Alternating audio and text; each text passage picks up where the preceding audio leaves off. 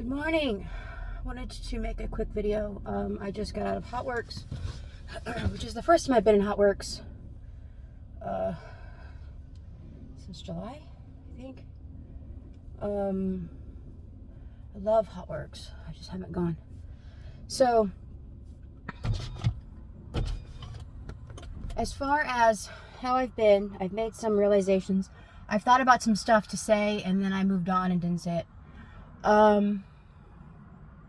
Today's been a busy week.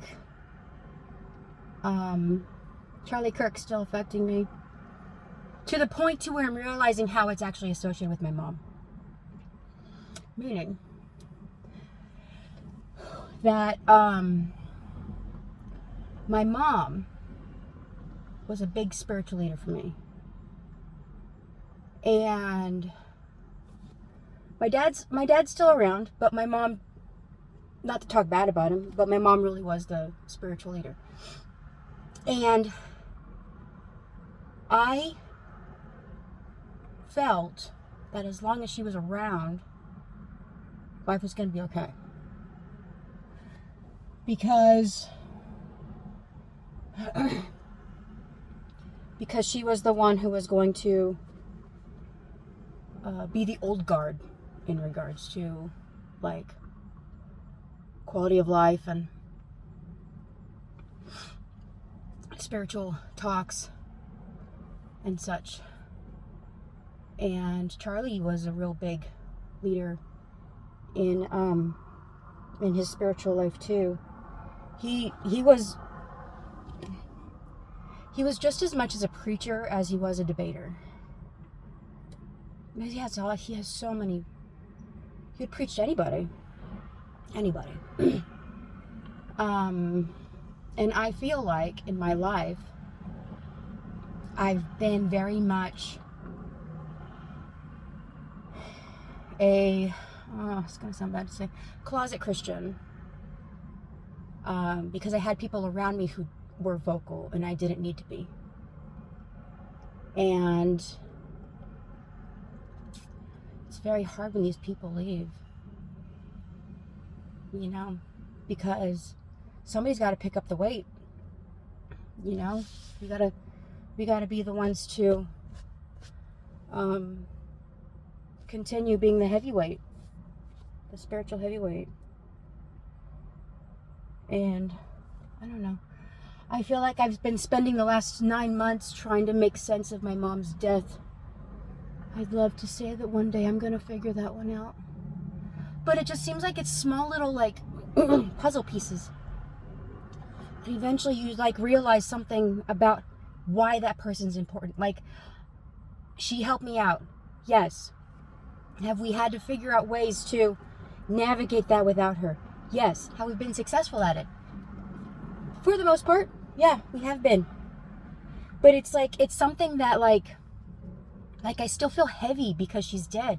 And I was thinking to myself this morning, I was like, why am I still feeling so heavy? Like, I think of her every day. Every day. I would say out of this whole month, there's probably been 10 to 14 days when I haven't thought about her. In a row. So I guess that's progress. But it's like, why is this so heavy? And I think because she was a spiritual heavyweight for me in my life. I don't really have one anymore. And then when she died, you know, Charlie Kirk was still there. And we could all look at him and be like, he's gonna, you know. And unfortunately, now I feel the responsibility of having to pick up that cross and move it myself. Which, I don't know. I wonder if the rest of America is feeling like that because Charlie Kirk died. I'm sure a lot of people are feeling that way too. My glasses can't get clean. So that's my current realization.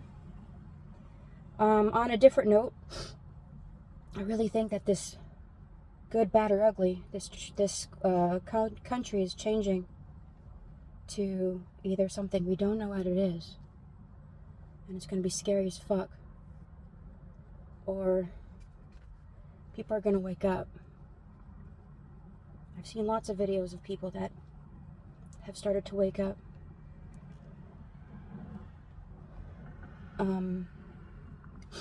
But I think that the situations that happened this month with Charlie Kirk, I think it's going to start a revival.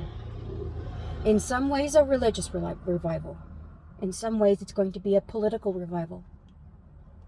But in a lot of ways, in a lot of ways, it's going to at least, what the Bible says, is separate the wheat from the weeds. And I'm pretty sure everybody who's watching has probably seen it too. My glasses are disgusting and I cannot clean them. This is not going to work. I'm so hot. That is my first time I worked out in a long time. I'm trying to lose weight. I gained all my weight back after my mom died because I didn't fucking care what I ate. Oh, screw it. I'm just going to wear dirty glasses. I'll have to clean them when I get home. I didn't care. Well, for the first 6 to 8 weeks, we ate out every day. Like, legit. We ate so much restaurant, it was ridiculous.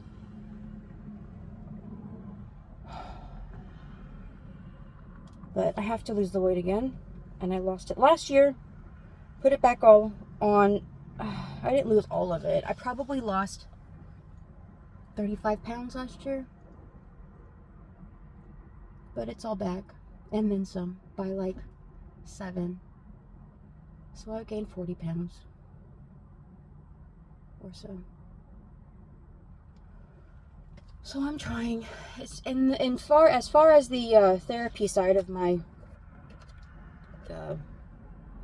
channel.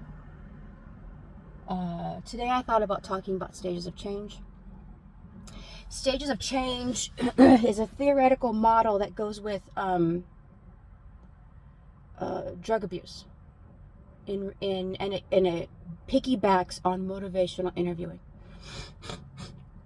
Motivational interviewing is like talking to people about how their views contradict themselves. That cognitive dissonance that we have, where we say we want something, but our actions don't say it.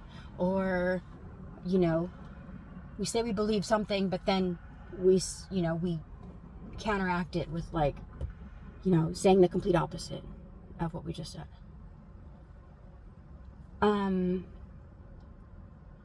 Motivational interviewing, there are 5 stages. 6 if you count the last one. Is there 6? Let's see. There's pre-contemplation, contemplation, preparation, action, maintenance, and relapse. Yes, there are 6. Pre-contemplation is where somebody doesn't recognize that they have a problem. For a long time in my weight, I was in pre-contemplation because I didn't feel early on, it takes a while for that weight to start to stack up where your clothes are uncomfortable. You gotta gain 10 to 12 pounds to notice that. And so pre-contemplation is where we don't see a problem. The alcohol is not a problem. We don't see it being an issue where, they're just making up shit and they're overreacting and I don't drink that much and whatever. Contemplation is where it's starting to make a problem for the person's life. This is where the person that drinks alcohol can say to themselves, I did get pulled over and now I have a DUI to deal with. And I don't know where this money's coming from. Maybe this is something I should think about. Okay. So contemplation, pre-contemplation, and contemplation are the 2 steps. Nothing has changed. Nothing has moved. Person's not working on anything. There's a million steps of work in here before it ever becomes something that we physically do. Preparation. Preparation is when a person starts to make plans on how they're going to get to action.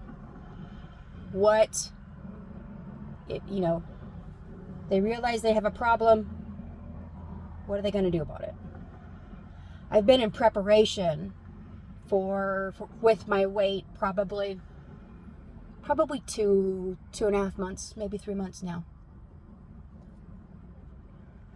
And in some cases, even contemplation, you know, people can spiral between the two. And then preparation. They're working on how to get there. They still haven't done anything. Still haven't worked out anything. Still haven't begun the steps. Action is after prep. Action is where they start to put their words to action. They start to work the plan. They start to get out to an AA meeting, hot works, whatever. Action is where I've been in action, little action for the last month, because I've started Venture for weight loss. I was kind of hoping, like in the past, it would carry me for a little bit and make me lose some weight, but I'm in my 40s and it's honestly not doing much to cut through my hormonal weight gain. Oh God. So Venture has been, you know, I'm on my last couple days for my first month, so I've decided that I need to add more. I'm not eating horribly, but I'm not officially dieting right now either.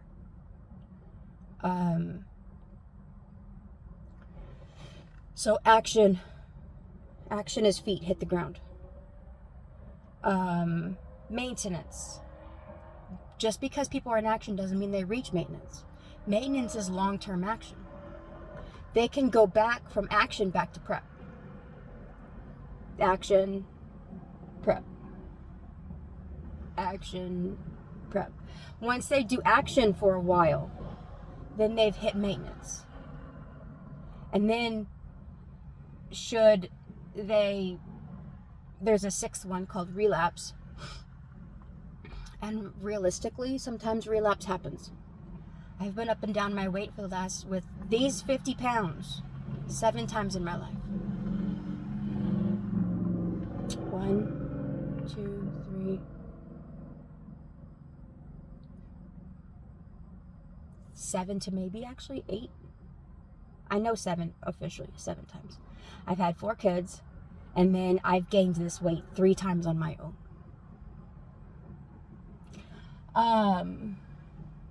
So, yeah, that is stages of change. Motivational interviewing helps people to figure out what's preventing them from moving into the next stage. What's holding them back?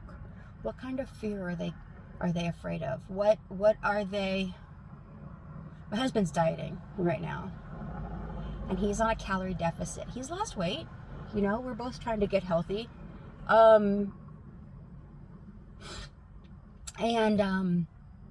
He's on a calorie deficit.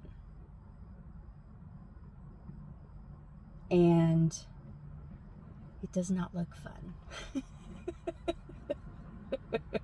I looked at him and I was like, you know what? I don't want to do this anymore. Like, I'm tired. And so relapse happens in order for people to finally get tired of doing the same shit over again. Relapse is necessary. It's not only about alcohol and drugs. This is about money. This is about debt.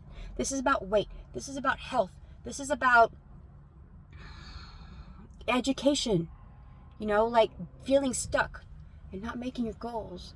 This is about anything in life that we want to obtain or we want to achieve.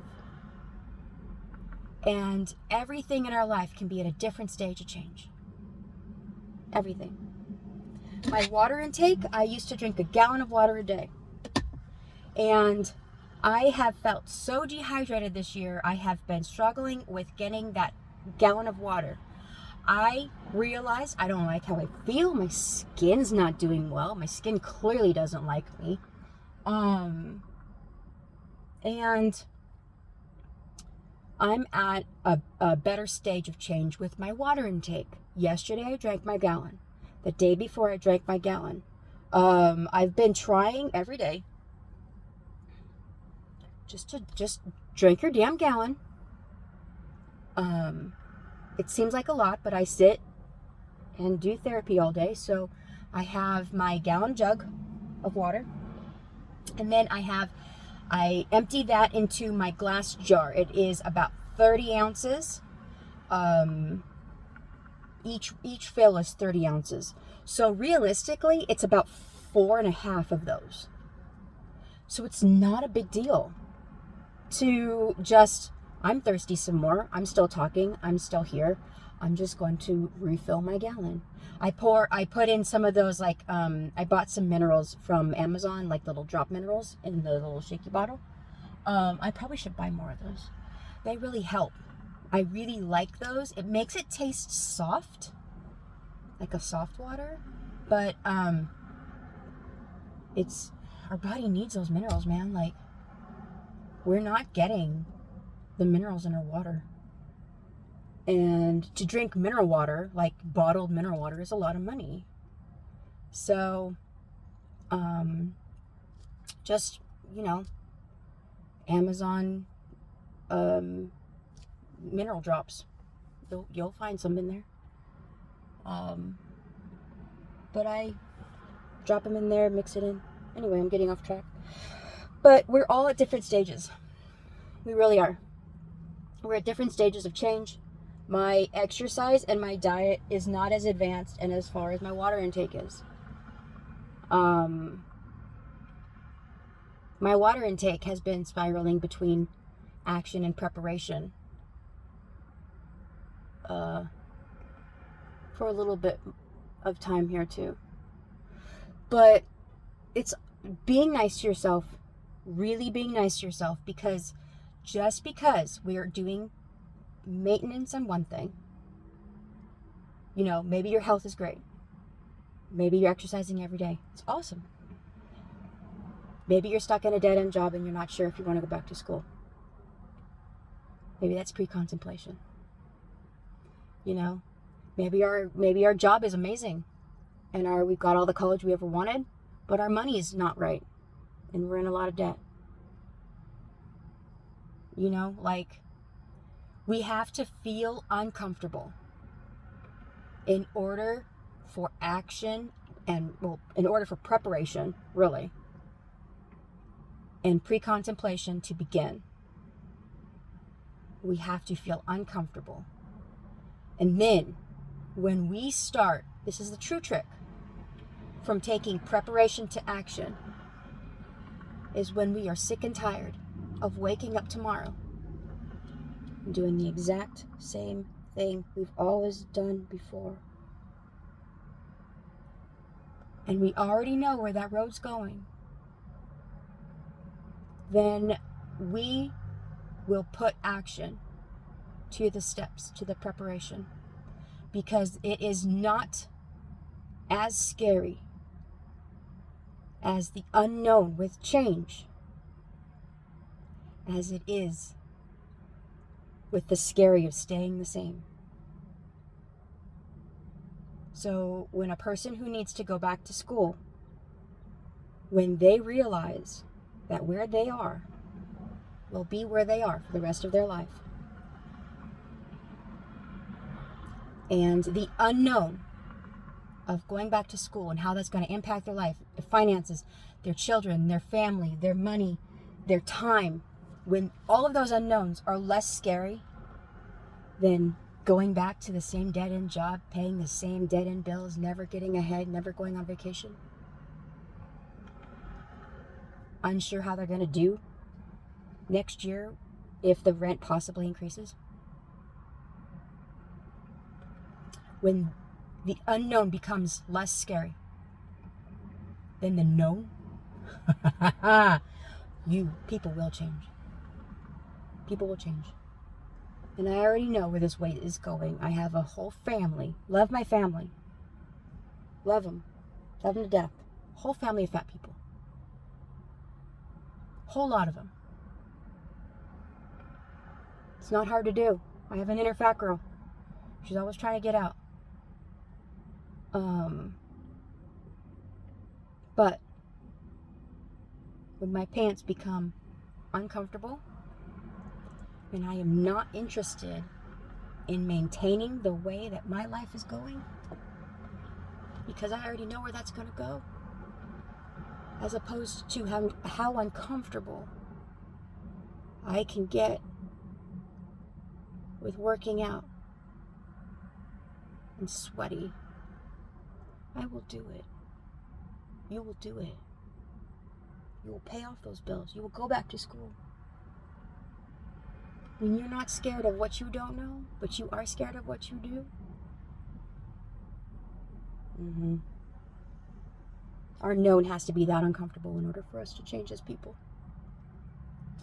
And in order for us to maintain that change, we have to be uncomfortable doing the same shit all over again. I have done this shit for 7 times. I am trying to dig myself out of debt again. I don't even know how many times we've done it. At least 4, 5. This time I'm doing it on my own. My husband is, he's there to help, but he's got his own card. He's trying to get down, and this is my fault. So, it's going to be hard. My finances, I've been working on my finances. That's been in maintenance for a good long time. Like, that has been in the works for me to get out of it. Like the whole workout health thing, that's new. My finances, I was uncomfortable. My belt was way too tight with my money, for a while. So I've been working on that since June. And it's a slow roll. Holy shit, it's a slow roll. But it's just doing one little thing at a time, one little bit. And if I got anything extra, I throw more money at it. And if I got anything extra, I gotta throw more money at it. So yes, that is my spiel. I appreciate you listening to me for the last 20 minutes. Grieving is hard. Trying to find meaning out of the grieving, finding a reason why. And I realized that having a new experiencing first year is hard because you have to go through all the big events without the person, right? So, but realistically, every day is a new day that we haven't had that person in it. And I can't explain it. It's I don't know reason why. I don't know why it had to be January 8th, 25. All I know is that today is already a new day, even though it's just a regular Friday. Today's already a new day without her in it.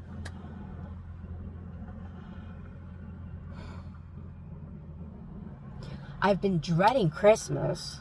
Ugh. That's not going to be much fun. I'm going to try and have fun. I'm seeing Christmas decorations in the stores. Because we're coming up on October. And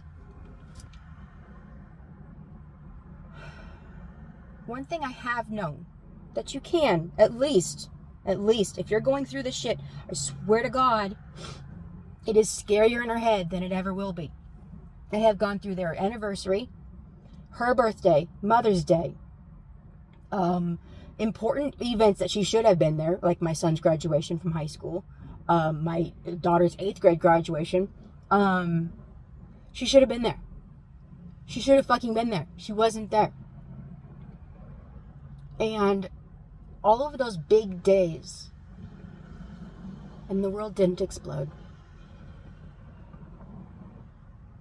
It didn't explode. Nothing happened. Everything, good, bad, and ugly. I mean, it's okay to cry. And it's okay to feel that they're not there. But it was okay. So, you going through it? Like I'm going through it? It'll be okay. It'll be all right. Christmas will come. We'll get through the day. It'll be fun. And we'll get through it. So, all right. I will talk to you later. Have an amazing weekend. Love you. Bye.